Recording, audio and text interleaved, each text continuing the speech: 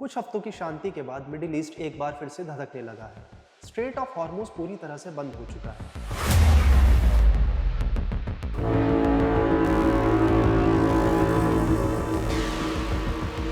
America और Iran जो कुछ हफ्ते पहले शांति समझौते की बात कर रहे थे, अब एक दूसरे पर मिसाइलें दाग रहे हैं।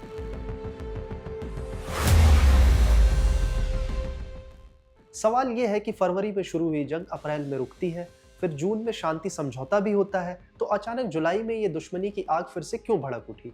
दरअसल 6 जुलाई 2026 को ईरान के रेवोल्यूशनरी गार्ड यानी आईआरजीसी ने ओमान के पास 3 कमर्शियल जहाजों पर हमला बोला।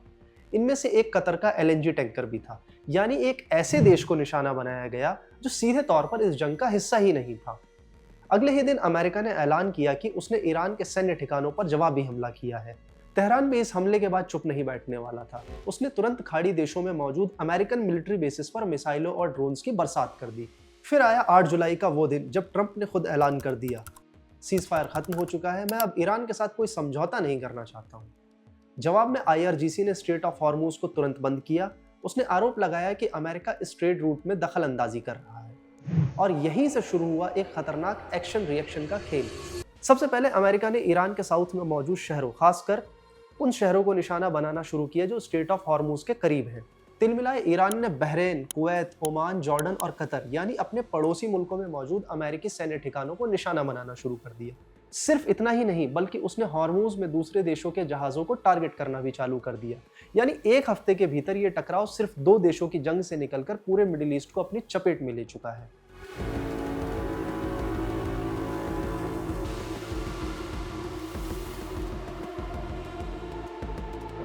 अब हर कोई ये जानना चाह रहा है कि आखिर ऐसा क्या हुआ कि अमेरिका और ईरान एक बार फिर से एक दूसरे के खून के प्यासे हो गए हैं। इस जंग के कई पहलुओं से जुड़े सवाल परीक्षाओं का हिस्सा बनने लगे हैं। भारत में भी कई एग्जाम्स में इस पर सवाल पूछे गए हैं। अगर जियोपॉलिटिक्स, वर्ल्ड अफेयर्स और इंटरनेशनल रिलेशंस जैसे सब्जेक्ट से आपका कनेक्शन है, तो ये वीडियो आपके बड़े काम का होने वाला है। वीडियो के अंत तक बने रहिए, क्योंकि हम इस पूरे जटिल मुद्दे को ऐसे डिकोड करेंगे कि आपके नोट्स इजीली तैयार हो जाएंगे।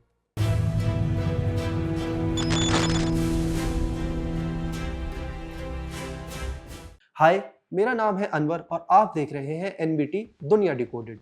क्या आपको पता है अमेरिका और ईरान कभी जिगरी दोस्त हुआ करते थे, तो फिर आज एक दूसरे के कट्टर दुश्मन कैसे बन गए? इसे समझने के लिए आज से करीब 75 साल पीछे चलते हैं। 1951 में ईरान के लोकतांत्रिक रूप से चुने गए प्रधानमंत्री मोहम्मद मुसद्देक ने ब्रिटेन के कंट्रोल वाली ऑयल इंडस्ट्री का नेशनलाइजेशन कर दिया। ये देखकर ब्रिटेन और अमेरिका घबरा गए, क्योंकि उनकी ईरान के तेल के जरिए खूब कमाई हो रही थी।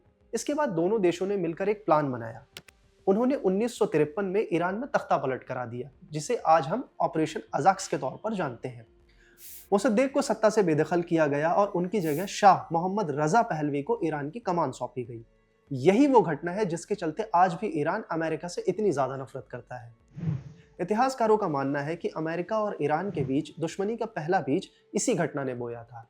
अगले 25 साल तक शाह रजा पहलवी अमेरिका के सबसे भरोसेमंद दोस्त बने रहे। इसका उन्हें फायदा भी मिला, क्योंकि अमेरिका ने उन्हें हथियार, टेक्नोलॉजी और यहाँ तक कि शुरुआती न्यूक्लियर प्रोग्राम में सहयोग भी दिया। हालांकि ईरान में शाह की सरकार को लोग पसंद नहीं कर रहे थे, जिसे लेकर लगातार गुस्सा भड़क रहा था। फिर आता है साल 1979।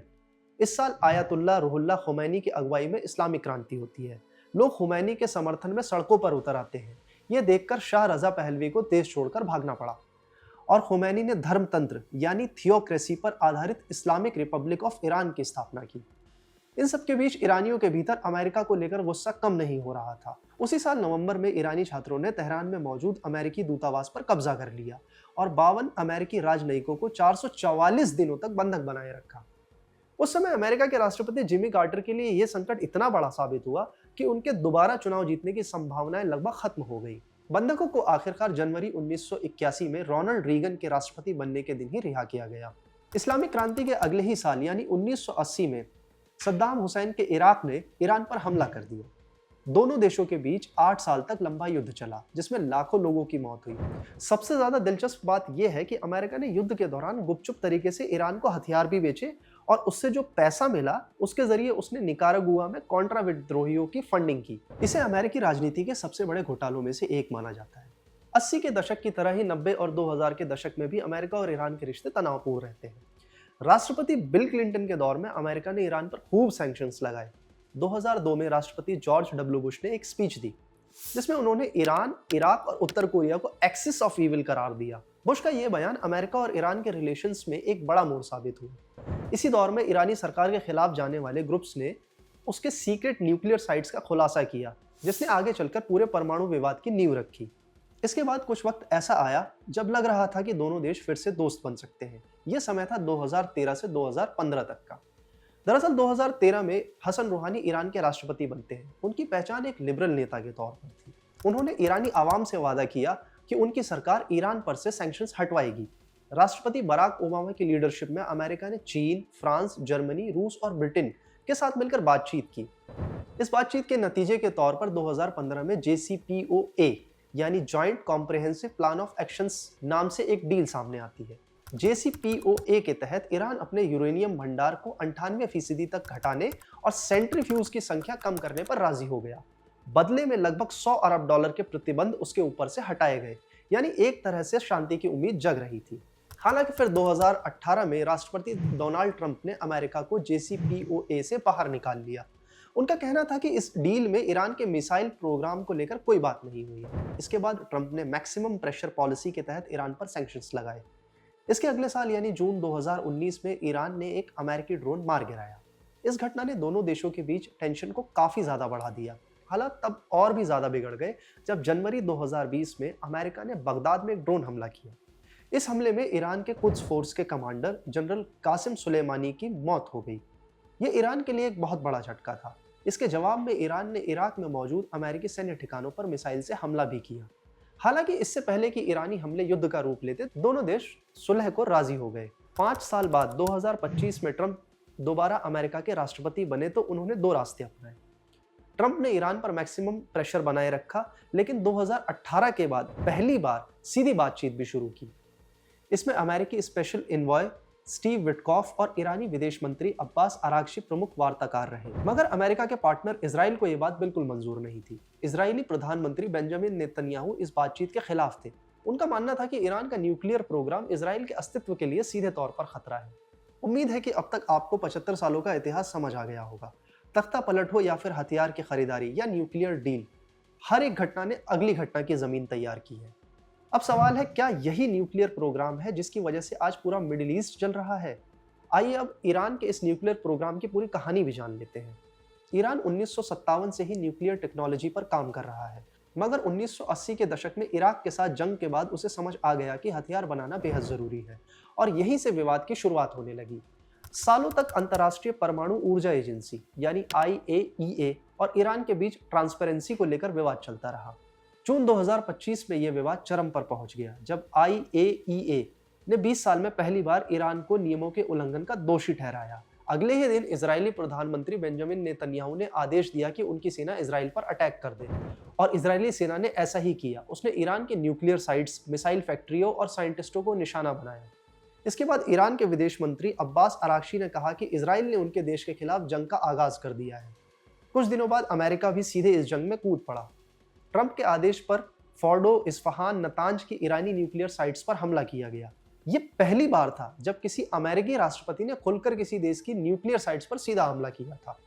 उस समय अमेरिकी उपराष्ट्रपति JD वेंस ने इस कार्रवाई को शांति की दिशा में बड़ा कदम बताया, जबकि IAEA प्रमुख राफेल ग्रॉसी ने कहा कि इस हमले से ईरान का न्यूक्लियर प्रोग्राम सिर्फ कुछ महीनों के लिए पीछे खिसका है, ये अभी पूरे तरीके से खत्म नहीं हुआ है। लेकिन अगर जून 2025 में ही युद्ध के बाद सीजफायर हो गया था, तो फरवरी 2026 में जंग दोबारा क्यों भड़क उठी? यही है इस कहानी का सबसे बड़ा ट्विस्ट। दरअसल हफ्तों की तनातनी और धमकियों के बाद 28 फरवरी 2026 को अमेरिका और इजराइल ने ईरान पर हमला बोल दिया। इस हमले में ईरान के supreme leader Ayatollah Ali Khamenei की मौत हो गई। ये इस जंग का अहम मोड़ था। मार्च में ईरान की असेंबली ऑफ एक्सपर्ट्स ने उनके बेटे मुज्तबा खामनेई को नया सुप्रीम लीडर चुन लिया। सुप्रीम लीडर की मौत से ईरान आग बबूला था और उसने अमेरिका को मुंहतोड़ जवाब भी दिया। ईरान ने सबसे पहले मिडिल ईस्ट में मौजूद अमेरिकी सैन्य ठिकानों पर मिसाइलें बरसाईं। इजराइल पर भी जमकर हमला बोला गया। सिर्फ इतना ही नहीं, बल्कि खाड़ी देशों के एनर्जी और सिविल इंफ्रास्ट्रक्चर को निशाना बनाया गया। दूसरी तरफ इजराइल ने लेबनान में हिजबुल्लाह के खिलाफ मिलिट्री ऑपरेशन शुरू कर दिया, जिससे इस टकराव ने युद्ध का रूप ले लिया। अब समझिए, अमेरिका और ईरान के बीच चल रही इस जंग का तीसरा बड़ा खिलाड़ी कौन है? उसका नाम है इजराइल। जंग की शुरुआत में इजराइल एक मुख्य पार्टी था। अमेरिकी विदेश मंत्री मार्को रूबियो ने एक समय यह भी कहा कि इजरायली प्रधानमंत्री बेंजामिन नेतन्याहू ने ही अमेरिका को जंग शुरू करने को मजबूर किया है। हालांकि ट्रंप ने इस बात को सिरे से नकार दिया। जून 2026 में जो समझौता हुआ था उसमें लेबनान के साथ साथ सभी मोर्चों पर जंग खत्म करने की बात भी हुई थी, मगर इजराइल ने समझौते की शर्तों का पालन नहीं किया और लेबनान पर हमला करता रहा। दिलचस्प बात यह है कि जुलाई 2026 के मौजूदा टकराव में इजराइल सीधे तौर पर शामिल नहीं है। तो फिर सवाल वही है, अगर इजराइल इस बार जंग में पीछे है तो प्रॉब्लम कहाँ है? जवाब है स्ट्रेट ऑफ हॉर्मुज, जो दुनिया के सबसे इंपॉर्टेंट समुद्री रास्तों में से एक है। चलिए अब समझते हैं कि स्ट्रेट ऑफ हॉर्मुज का पूरा खेल क्या है। स्ट्रेट ऑफ हॉर्मुज से दुनिया का करीब 20% तेल का बिजनेस होता है। जंग के दौरान ईरान ने बार बार इस रूट को बंद किया है। अमेरिका ने भी ईरानी पोर्ट्स पर ब्लॉकेड लगाया है। मई 2026 में अमेरिका और ईरान एक समझौते के करीब पहुंचे और 19 जून 2026 को एक 14 पॉइंट वाले MOU पर साइन भी हुआ। MOU में जंग खत्म करने और 60 दिनों में न्यूक्लियर मुद्दे पर आगे बातचीत तय हुई थी। लेकिन 6 जुलाई को ईरान के IRGC ने ओमान के पास 3 कमर्शियल जहाज़ों पर हमला कर दिया। अमेरिका ने भी तुरंत जवाबी कार्रवाई की और फिर 9 जुलाई को ट्रंप ने ऐलान कर दिया कि सीज फायर खत्म हो चुका है। दूसरी तरफ ईरान ने फिर से हॉर्मुज बंद कर दिया। तो ये सवाल लाजमी है, क्या ये जंग अब पूरी तरह से एक ऑल आउट वॉर बन चुकी है या अभी भी बातचीत की गुंजाइश बाकी है? हर बार जब भी बातचीत शुरू होती है तो कोई ना कोई घटना उसे तोड़ देती है। अब आइए जानते हैं कि मौजूदा हालात क्या है और आगे क्या हो सकता है। फिलहाल ये जंग सीमित दायरे में लड़ी जा रही है। ज्यादातर हमला हॉर्मुज के आसपास के इलाकों में हुआ है। अमेरिका और ईरान अभी भी मिलिट्री और एनर्जी साइट्स पर सीधा हमला करने से बच रहे हैं और बातचीत की गुंजाइश अभी पूरी तरीके से खत्म नहीं हुई है। पाकिस्तान और कतर पर्दे के पीछे युद्ध को खत्म कराने की कोशिश भी कर रहे हैं, लेकिन अमेरिका में ट्रंप सरकार के लिए राजनीतिक दबाव लगातार बढ़ रहा है। अमेरिका के लोग नहीं चाहते हैं कि ये जंग जारी रहे, क्योंकि वे महंगाई और तेल की कीमतों के बोझ तले दब जा रहे हैं। फिलहाल आगे 2 संभावनाएं नजर आती हैं। या तो दोनों देश फिर एक टेम्पररी सीज फायर पर लौटेंगे जैसा अप्रैल जून के महीने में हुआ था, या फिर हॉर्मुज को लेकर लड़ाई हद से ज्यादा बढ़ सकती है। एक्सपर्ट्स का मानना है कि असली समझौता तभी संभव है जब दोनों देश खुद से शांति के रास्ते पर लौटने का फैसला करें। अब इस पूरे वीडियो का क्रक्स समझिए। अमेरिका ईरान वॉर के अब तक के पूरे चैप्टर में 5 सबसे इंपॉर्टेंट पॉइंट्स निकल कर आते हैं। अगर आप एग्जाम्स की तैयारी कर रहे हैं या करवाते हैं तो इस सेगमेंट में बताई जा रही बातों को जरूर नोट कर लें। पॉइंट नंबर 1, ऐतिहासिक जड़ें। 1979 की इस्लामिक क्रांति और अमेरिकी नागरिकों को बंधक बनाने की घटना की वजह से अमेरिका ईरान संबंध बिगड़ते हैं।